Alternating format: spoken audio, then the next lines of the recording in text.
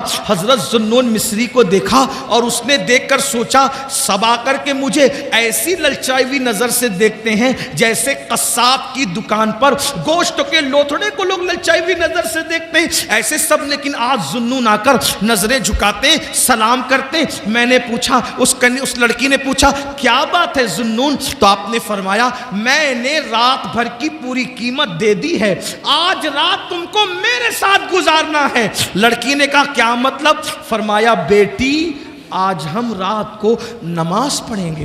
سبحان اللہ سبحان اللہ۔ دیکھو حضرت ذوالنون نے اتنی آوارہ لڑکی کو سدھارنے کے لیے کیا چیز کا استعمال کیا؟ نماز کا۔ بیٹی آج ہم نماز پڑھیں گے رات کو۔ اس نے کہا لوگ تو مجھے للچائی ہوئی نظر سے دیکھتے ہیں جیسے لوگ کھانے کی ڈشوں کو دیکھتے ہیں، آپ مجھے بیٹی کہتے ہیں۔ فرمایا بیٹی وہ مسلمان اور ہے، میں مسلمان اور ہوں۔ اسلام میں لڑکی کو اگر دیکھنا ہی پڑ جائے کسی مجبوری کے تحت تو دیکھنے کا انداز یہ ہوتا ہے، بڑی ہو تو ماں کے سامان ہے، برابر کی ہو تو بہن ہے، چھوٹی ہو تو بیٹی ہے۔ یہی تین روپ ہم دیتے ہیں بیٹی کو اور کچھ نہیں۔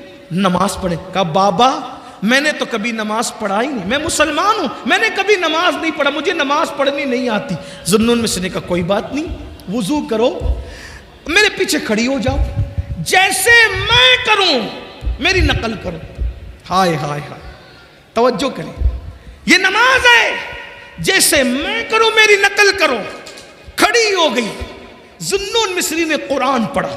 قرآن کا اپنا اثر ہے، قرآن دلوں کو بدلتا ہے، قرآن انقلاب پیدا کرتا ہے، قرآن تبدیلی لاتا ہے، قرآن دلوں کے زنگ کو دور کرتا ہے، قرآن دلوں کو چمکاتا ہے، قرآن اللہ اکبر دلوں کے اندر گناہوں کی زنجیروں کو توڑ کر کے اللہ سے رشتہ جوڑ دیتا ہے۔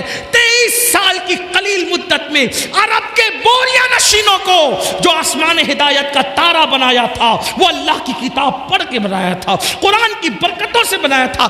فاروق اعظم کو اسلام ملا، بہن نے قرآن پڑھا، عمر مسلمان ہو گئے۔ اللہ اکبر، قرآن کی برکت سے عمر جیسے لوگ اسلام کو ملے۔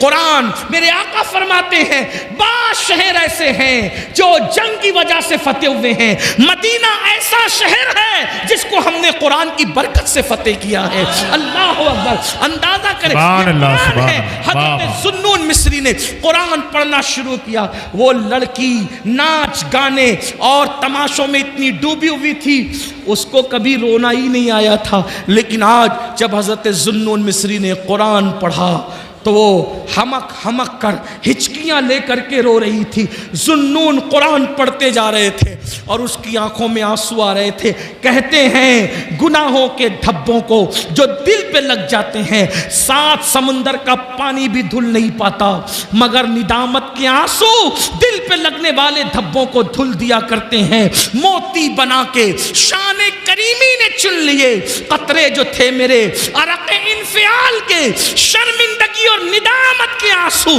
بڑے قیمتی ہوتے ہیں۔ جہنم کو دنیا کا کوئی پانی نہیں بجھا سکتا، لیکن گنہگاروں کے آنسو جو اللہ کے خوف سے نکلتے ہیں وہ بھی جہنم کی آگ کو بجھا دیتے ہیں۔ ذوالنون مصری نماز پڑھ رہے تھے، قرآن کی تلاوت کر رہے تھے، رقاصہ نچنیاں ہمک ہمک کر کے رو رہی تھی، آنسو آ رہے تھے۔ ذوالنون نے اللہ اکبر کہا، رکوع میں سر رکھ دیا، رکوع سے اٹھے اور پیشانی زمین پہ رکھ دی۔ لڑکی نے بھی حضرت ذوالنون کی نقل میں سر سجدے میں رکھ دیا۔ ذوالنون نے سبحان ربی الاعلیٰ زبان سے کہا اور دل سے کہا مولا بہت محنتوں سے یہاں تک لایا ہوں، سبحان اللہ سبحان اللہ۔ مولا بہت محنتوں سے یہاں تک لایا ہوں، یہاں تک لانا میرا کام تھا، اس کے آگے سنبھالنا تیرے کرم پر ہے مولا۔ اگر تیرے کرم نے سہارا نہیں دیا تو دنیا کی کوئی طاقت اس کو دوسرا سجدہ نہیں کروا سکتی۔ دنیا نے دیکھا ذوالنون نے جب سجدے سے سر اٹھایا تو نماز پوری کی تو وہ لڑکی تھی نہیں، وہ غائب تھی۔ اب وہ لڑکی کو ڈھونڈا گیا، نہیں ملی، نچنیاں کہاں گئی، رقاصہ کہاں گئی، نچنیاں کہاں گئی، رقاصہ کہاں گئی، نہیں ملی نہیں ملی نہیں ملی نہیں ملی۔ ایک دن وہ لڑکی، وہ رقاصہ قصہ پارینہ بن گئی، ماضی کا بھولا ہوا قصہ بن گئی۔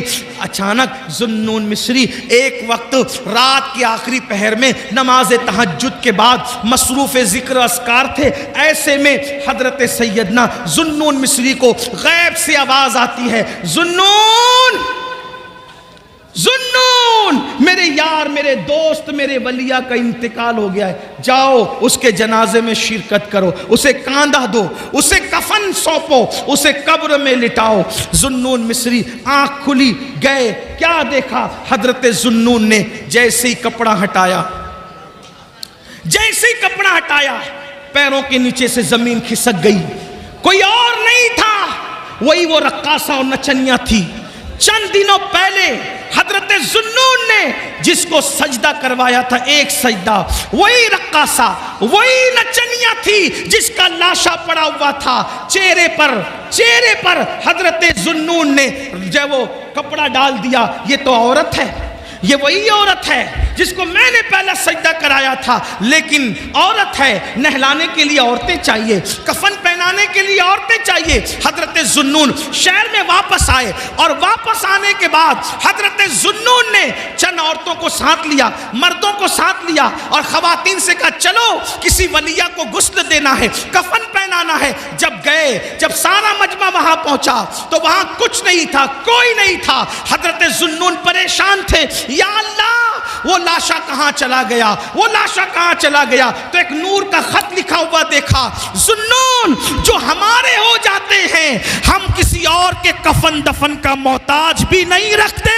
وہ انتظام ہم خود ہی کر لیا کرتے ہیں۔ حضرت ذوالنون نے سوچا، یا اللہ میں نے پہلا سجدہ کرایا تھا، اتنی مقبول کیسے ہو گئی؟ گئے، تفکرات میں تھے، سوچ میں تھے، سوچ و فکر میں ڈوبے ہوئے تھے، سوچ و فکر میں ڈوبے ہوئے تھے، نیند نہیں آ رہی تھی۔ اچانک آنکھ لگی تو کیا دیکھا؟ وہی لڑکی ہے جو جنتی لباس پہن کر جنت کے باغوں میں ٹہل رہی ہے، وہ کامیاب ہو گئی، وہ کامیاب ہو گئی، وہ کامیاب ہو گئی، وہ جنت کے باغوں میں ٹہل رہی تھی۔ ذوالنون مصری نے کہا، اے لڑکی، تو وہی رقاصہ ہے نا جو ہمارے محلے میں ناچتی تھی، رقص کرتی تھی، ناچتی تھی، یہ بتا یہ مرتبہ تجھے کیسے مل گیا؟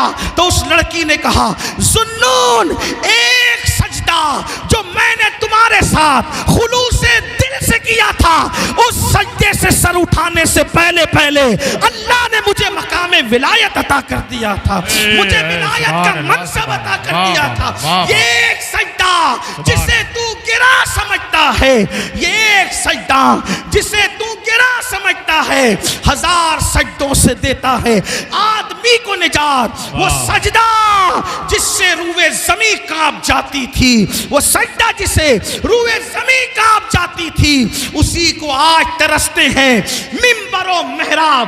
آؤ سجدوں کے قریب آؤ، دنیا تمہاری ہے، آخرت تمہاری ہے، شرق غرب تمہارے ہیں، عزت و وقار تمہارا ہے، دولت و عزت تمہاری ہے، سیاست و سماج تمہارا ہے۔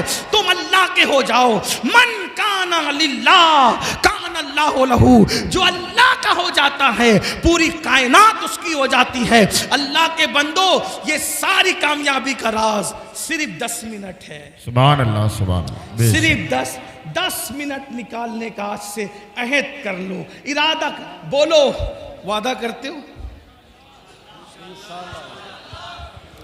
کتنے لوگ کرتے؟ سبحان اللہ، سبحان اللہ، سبحان اللہ۔ بھائیو، وعدہ کرو گے تو بھی نماز فرض ہے، نہیں کرو گے تو بھی فرض ہے۔ آج پہلی مرتبہ زندگی میں اتنی لمبی تقریر کی ہے، آپ کو وعدہ تو کرنا بنتا ہے۔ بولو، وعدہ کرتے ہو؟ ہاتھ اٹھائیں ذرا، ہاتھ اٹھائیں، فرشتوں کو گواہ بنائیں۔ کتنے لوگ وعدہ کرتے ہیں؟ اٹھا کے رکھو، اٹھا کے رکھو۔ دوسرا وعدہ، صرف تم نماز نہیں پڑھو گے، بس صرف تم ہی نماز نہیں پڑھو گے، اپنی بیوی بچوں کو بھی نمازی بناؤ۔ سب وعدہ کرتے ہیں انشاءاللہ۔ تیسری بات، کل سے نہیں، ہاتھ اٹھا کے رکھو۔ کتنی دیر میں ذرا دیکھوں تو صحیح، بہت بڑی بڑی باتیں کرتے ہو، کتنی دیر نبی کے نام پہ ہاتھ اٹھتا ہے، ذرا وہ بھی تو دیکھو نا۔ تیسری بات، کل سے نہیں، آج سے، ابھی سے پڑھیں گے۔ جن کی یہ شاہ باقی ہے، پڑھیں گے انشاءاللہ، پڑھیں گے انشاءاللہ۔ اگر ایسا ہوا تو 2.25 گھنٹے میرا اتنا چیخنا کامیاب ہوگا انشاءاللہ۔ امروہہ والو، میں نے آج تک اتنی لمبی تقریر کہیں نہیں کی، شاید یہ پہلی مرتبہ 2.25 گھنٹہ میں نے، اس لیے کہ میری عادت ہے میں 1.5 گھنٹے سے زیادہ کہیں نہیں بولتا، لیکن آج